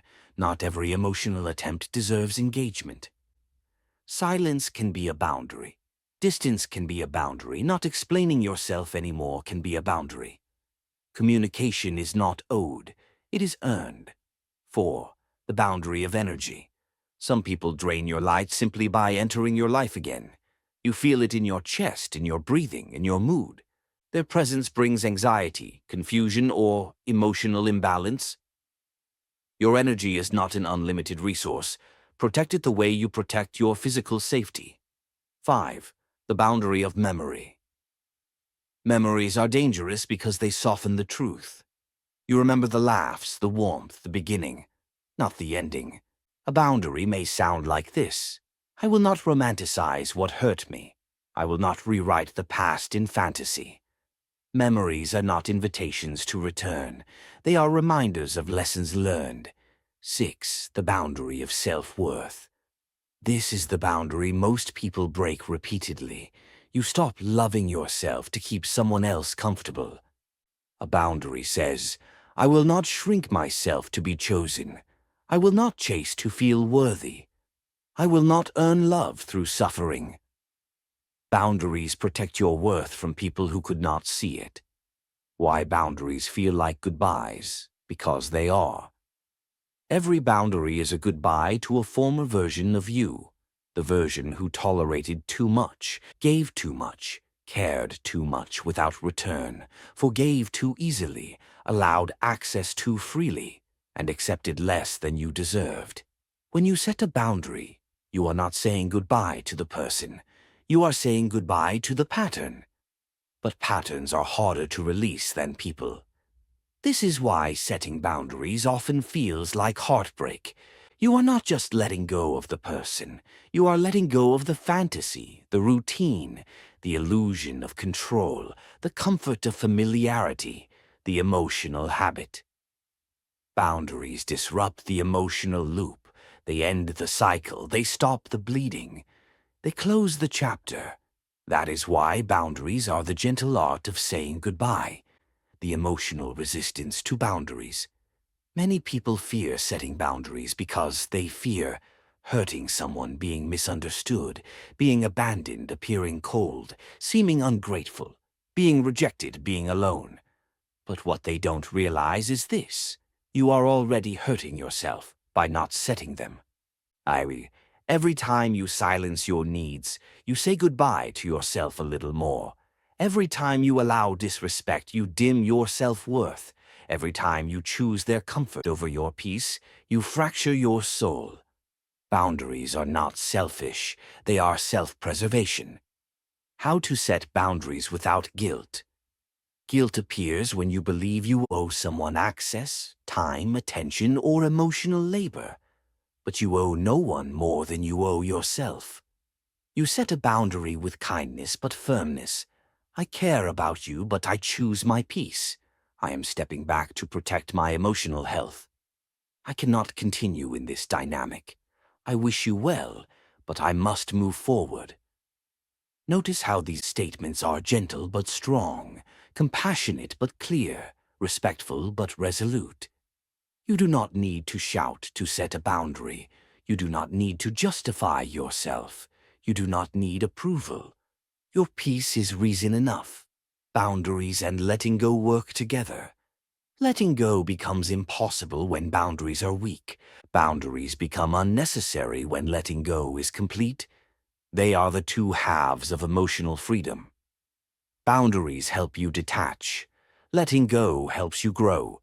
Boundaries protect your heart. Letting go releases it. Boundaries end the cycle. Letting go begins the healing. Together they form the emotional doorway to the next version of your life. Boundaries are about you, not them. A boundary is not a request for someone to change. It is a commitment to how you will behave. Saying, "Don't talk to me like that," is not a boundary. Saying, "If you speak to me like that, I will remove myself," is. A boundary is action, not instruction. It is behavior, not demand. The moment you understand this, boundaries stop feeling confrontational and start feeling natural. The final goodbye, returning to yourself. The hardest goodbye is not to the person. It is to the version of yourself who kept breaking to keep the connection alive. To let go with peace, you must return to the place inside you that you abandoned. Every boundary leads you back to yourself, the self you neglected, the self you silenced, the self you doubted, the self you apologized for, the self you lost in trying to be enough for someone else. The gentle art of saying goodbye is really the gentle art of saying hello again, to the person you were always meant to be. Boundaries close the door on what drained you. Letting go opens the door to what will restore you. You do not lose anything by setting boundaries. You only lose what was never meant to stay. Chapter 11, Growing Through Loss, Change and Transition. Loss, change, and transition. These are the three invisible teachers every human meets, often without invitation. They arrive unannounced, disrupt what is familiar, and force you to confront versions of yourself you never expected to meet. These moments feel like endings, but they are really beginnings disguised as heartbreak. They feel like destruction, but inside them is silent reconstruction. To grow through loss, change, and transition is to allow life to reshape you without letting it harden you. It is to break open instead of break down. It is to learn how to let go without losing the parts of yourself that make life meaningful. Loss is not always death. Sometimes the loss you grieve most deeply is the loss of a person who is still alive, or the loss of a version of yourself who no longer exists, or the loss of a life you imagined so vividly that letting go feels like betrayal. Change is not always chosen. Sometimes it happens suddenly. through decisions made by someone else, through circumstances beyond your control, through endings you didn't ask for. Change exposes how much of your identity was tied to stability. Transition is the in-between state, when the old life has ended, but the new one hasn't formed yet. It's the emotional hallway between who you were and who you are becoming. It is uncomfortable, uncertain, and often lonely. But these three, loss, change, and transition, are the greatest emotional sculptors. They carve away illusions, attachments, fears, and expectations until the real you emerges. To grow through these experiences, you must understand them deeply, understanding loss beyond emotional pain. Loss is not just the absence of something, it is the cognitive reorganization of your inner world. When someone leaves, whether by choice, distance, or emotional withdrawal, your identity shifts. The routines that once felt natural feel broken. The thoughts that once felt comforting feel empty. The world feels different, as if it had been rearranged overnight. Loss forces you to confront emotional truths. Pain is not weakness. Grief is not failure. Tears do not make you fragile. Missing someone does not mean you should return to them. Growing through loss requires you to see the pain as an expression of love, commitment, or hope, not as a testament to your inadequacy. You hurt because you cared. You grieve because something mattered. You cry because the chapter held meaning. Loss becomes destructive only when you resist it, when you deny it, when you try to replace it quickly, when you hold on to a ghost of what once was. Growing through loss means giving yourself permission to feel the full spectrum of grief, from denial to anger, from sadness to acceptance. It means trusting that grief is not designed to drown you, it is designed to cleanse you. Grief softens when you stop fighting it. Healing begins when you stop rushing it. Understanding change as emotional evolution. Change destabilizes the parts of your identity that were built on sameness. Even positive change, new opportunities, healthier environments, better relationships can feel frightening because the brain equates familiarity with safety. The mind often whispers, "I don't know who I am without this. I don't know how to move forward. I don't know if I can survive this shift."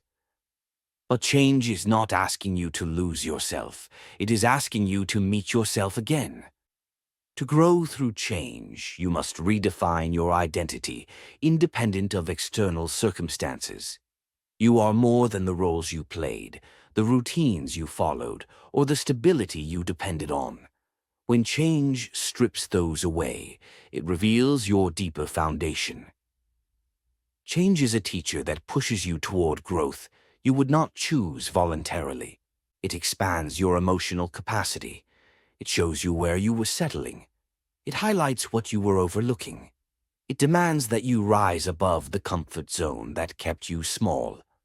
The pain of change is often the birth of a new strength. Understanding transition as emotional rebirth.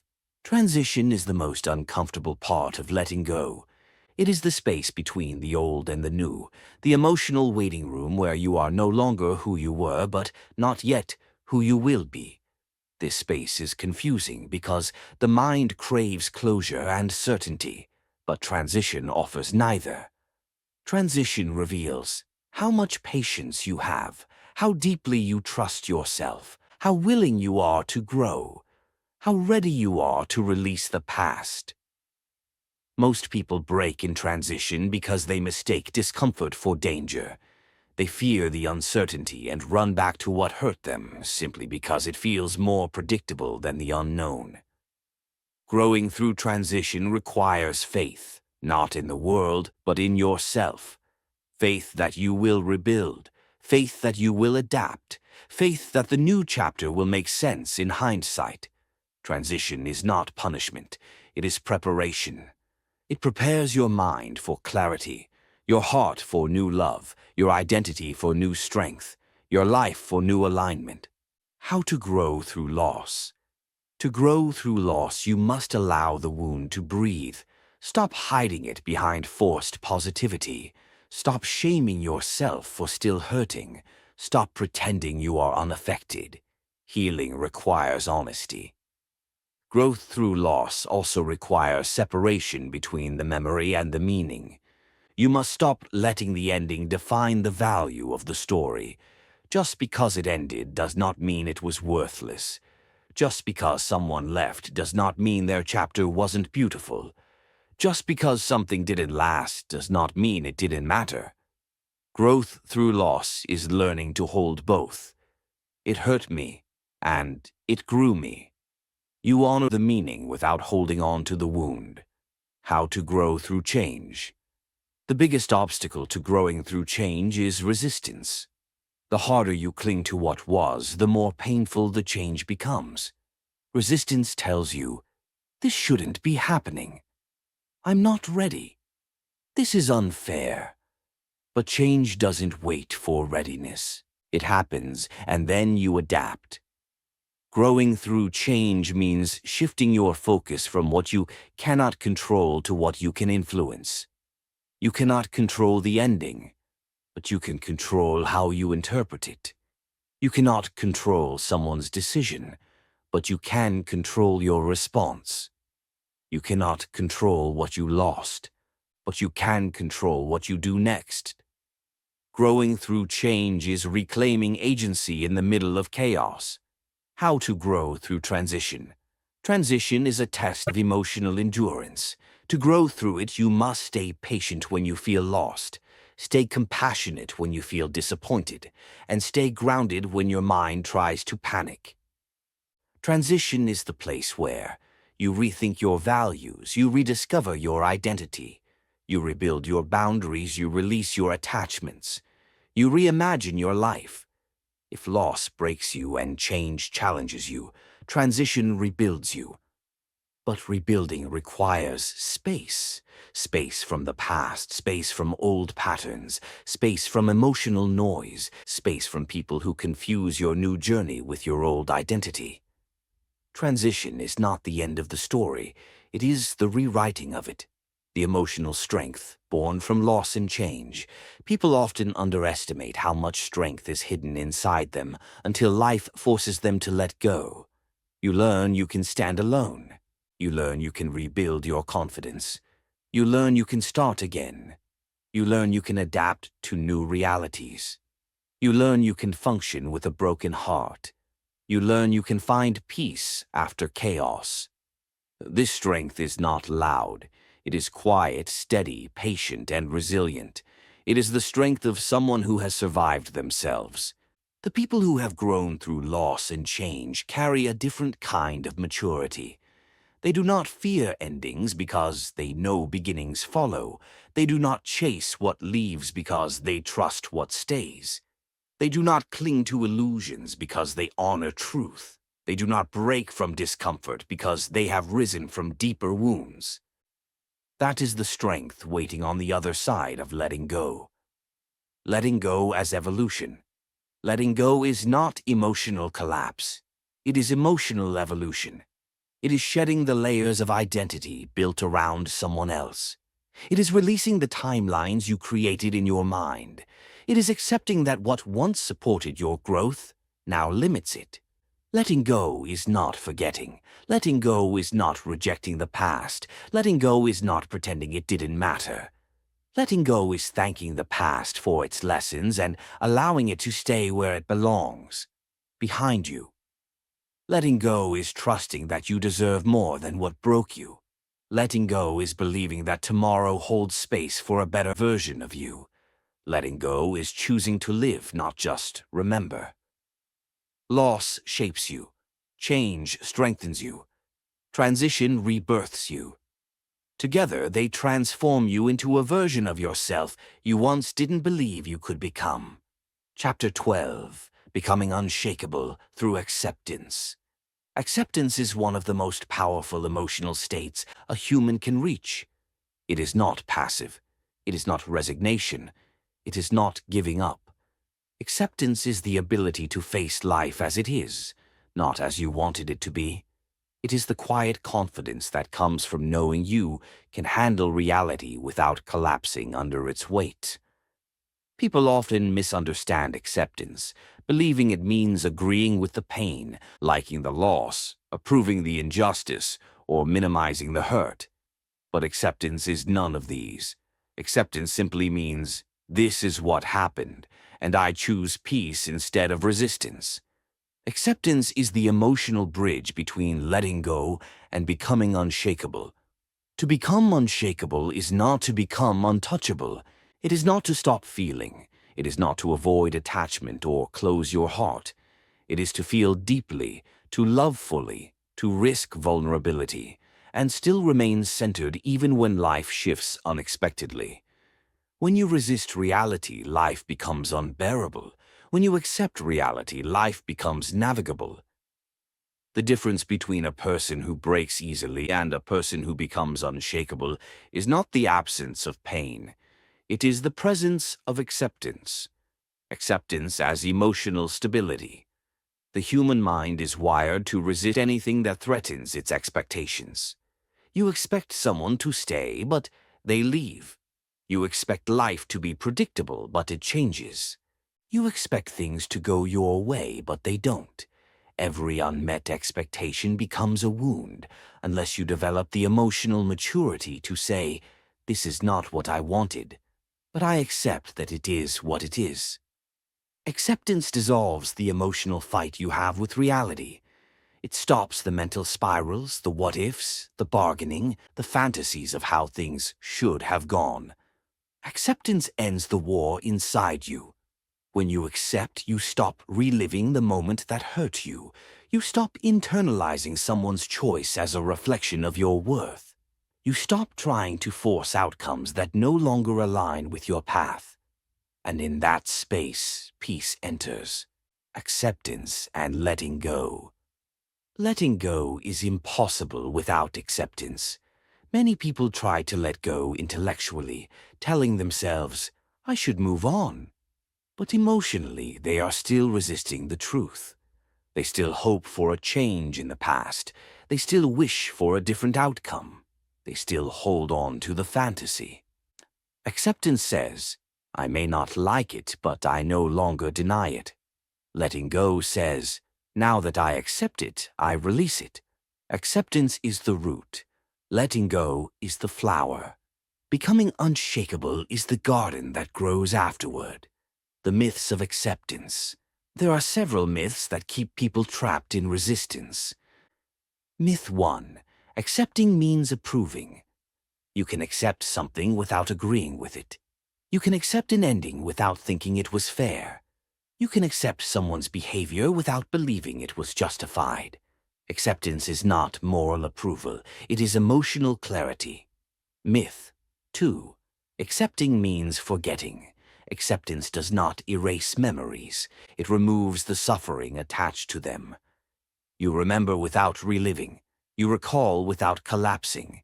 You think about it without drowning. Myth 3. Accepting means losing hope. Acceptance does not kill hope. It redirects it. Instead of hoping for the past to return, you hope for the future to unfold. Hope built on truth is stronger than hope built on denial. Myth 4. Accepting means losing control. Acceptance does not reduce control, it increases it. You regain the power to choose your next step. You reclaim your energy from what you cannot change.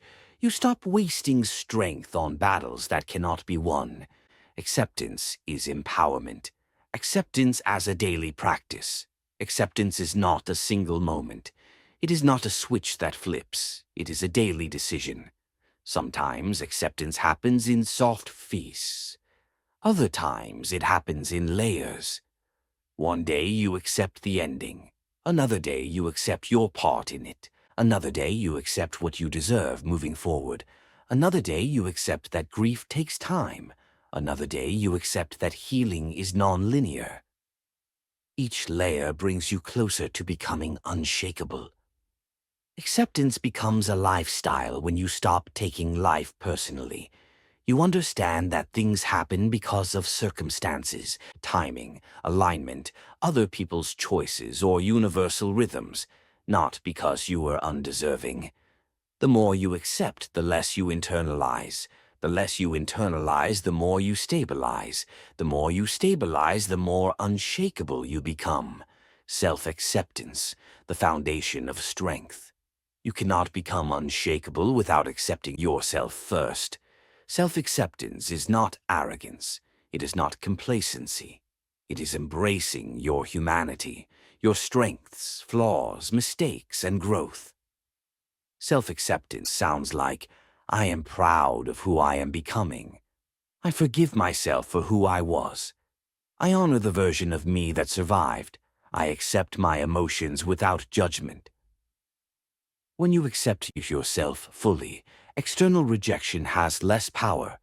You stop chasing validation. You stop bending yourself for approval. You stop explaining your worth. You stop apologizing for your boundaries. Self-acceptance is emotional armor, acceptance and emotional detachment. Detachment becomes easier when acceptance is strong. You no longer cling to people who have chosen other paths. You no longer romanticize situations that hurt you. You no longer rewrite the past into something beautiful when it was actually breaking you. Acceptance dissolves emotional fantasies. It sharpens your vision. It makes reality easier to embrace. With acceptance, you stop fighting for someone who stopped fighting for you. You stop waiting for closure from someone who was never capable of giving it. You stop chasing love that was conditional, inconsistent, or unhealthy. Acceptance opens the door to emotional freedom. Acceptance and inner peace. Inner peace does not come from the absence of problems. It comes from the presence of acceptance. When you accept what you cannot change, the emotional noise quiets. The mental storms soften. The panic leaves your chest. Your thoughts stop running in circles. Peace arises in the space that resistance once occupied. Peace is not loud. Peace is not dramatic. Peace is not explosive. Peace is the silent strength that comes from aligning your mind with reality. Acceptance and resilience. Resilience is the ability to rise again, not because life is easy, but because acceptance has made you grounded. You become resilient when you understand that everything you lose teaches you something about what you truly need. You become resilient when you stop expecting life to be perfect. You become resilient when you understand that endings are not personal, they are transitions. Acceptance makes you emotionally adaptable. You don't break under change, you shift. You don't collapse under pressure, you breathe. You don't cling to what is gone. You honor the lesson and move forward. Acceptance of unanswered questions. A major barrier to acceptance is the desire for answers. Why did they leave? What did I do wrong? What changed? What could I have done differently? But life rarely offers perfect explanations. The mind believes answers will heal it, but acceptance heals more than answers ever could. You do not need to fully understand something to release it. You only need to accept that understanding is not required for healing. Closure comes not from answers, but from acceptance. Acceptance as emotional freedom. When you accept fully, you begin to experience emotional freedom. You stop overthinking. You stop chasing. You stop explaining. You stop replaying old conversations. You stop living in denial. You stop resisting the truth. You begin to live lightly. You begin to think clearly. You begin to trust your intuition. You begin to attract better energy. You begin to choose wisely. You begin to feel grounded. That is what becoming unshakable feels like. The unshakable identity. The unshakable identity is built on 3 pillars. 1. Acceptance of the past. You stop running from what happened. You stop rewriting the story. You stop blaming yourself for what was never yours. You accept the chapter as part of your evolution. 2. Acceptance of the present. You meet reality without denial. You adjust without collapsing. You choose calmness over chaos.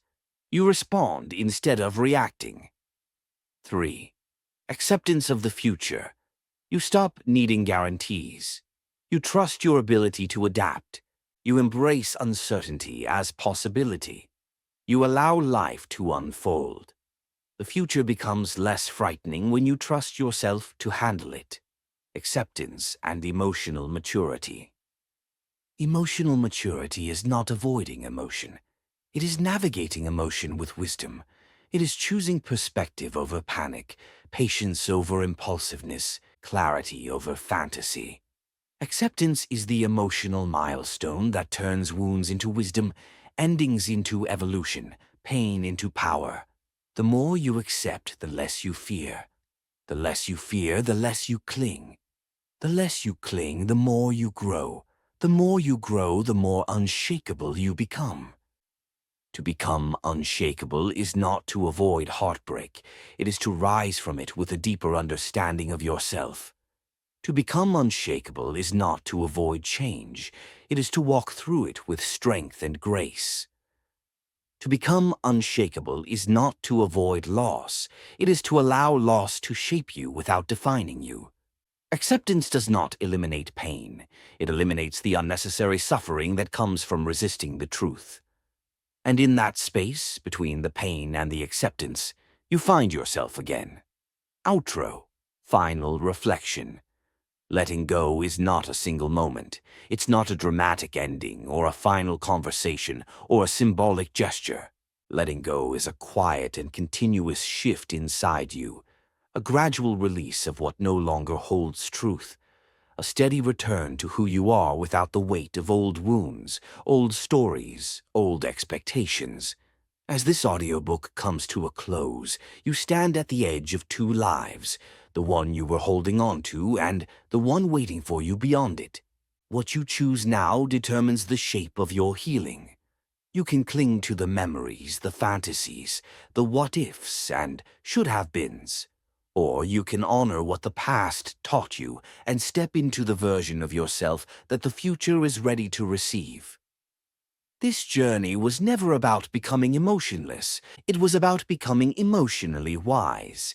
It was about learning the difference between connection and attachment, between patience and self-neglect, between loyalty and self-abandonment.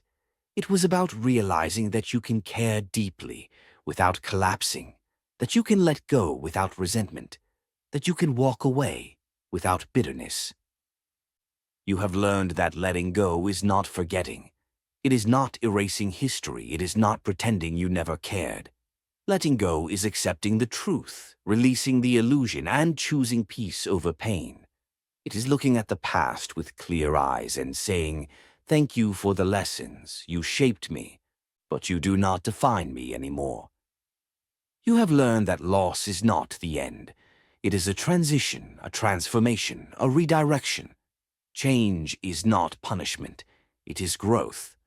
Transition is not confusion. It is rebirth. What felt like collapse was often the beginning of awakening. What felt like abandonment was the return to yourself. What felt like breaking was really the unveiling of your strength. In letting go, you learned how to set boundaries that honor your worth. You learned how to detach without becoming distant. You learned how to protect your energy, respect your emotions, and rebuild your identity piece by piece. You learned that silence can heal, that acceptance can ground you, that truth can free you. Most importantly, you learned that becoming unshakable is not about being invulnerable. It is about trusting yourself, your heart, your resilience, your intuition, to rise again after the fall, to walk through endings with grace, to meet uncertainty with courage, to greet the unknown with a steady breath instead of fear. You stand here now at the closing of this audiobook, not as the person you were when you began, but as someone transformed, someone who knows the difference between holding on and holding yourself together, someone who knows that peace is not found in clinging, but in clarity. Someone who understands that the art of letting go is really the art of returning to yourself. You will still feel. You will still remember. You will still have days when the past tugs at you, gently or heavily. But now, you have the tools to navigate it. Now you have the wisdom to separate emotion from truth, memory from meaning, fear from intuition. Now you have the strength to choose growth over comfort, liberation over longing, and healing over habit. If this audiobook helped you grow, helped you breathe a little easier, helped you understand yourself more deeply, or helped you let go with more peace than pain, consider subscribing to Evoke Audiobooks for new audiobooks every week. Remember this: peace isn't passive, healing isn't linear, letting go isn't losing. You are not falling apart. You are falling into place, and the next chapter of your life begins now.